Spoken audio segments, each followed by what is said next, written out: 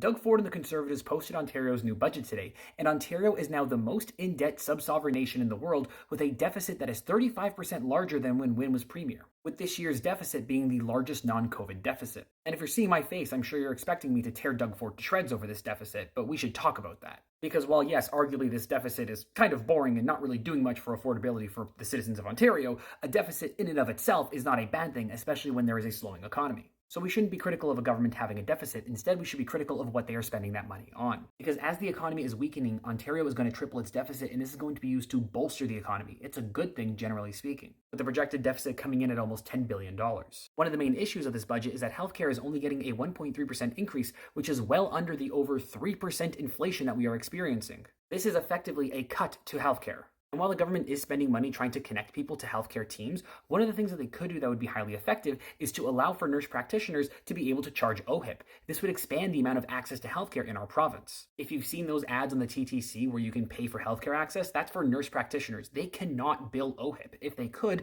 they wouldn't be able to charge for their healthcare. Ontario is also buying 4 helicopters for the OPP to help them deal with serious crime.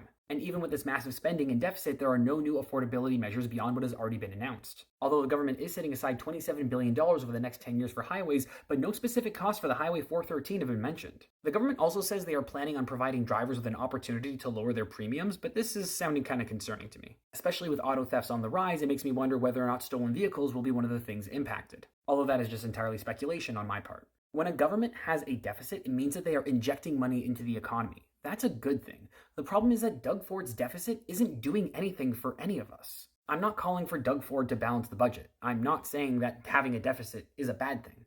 I'm saying that what we need to do is make sure that that deficit is being spent in places to make this province better for all of us. And with no new education spending, no proper healthcare spending that is below inflation, it's not going to be a better Ontario, at least in my opinion.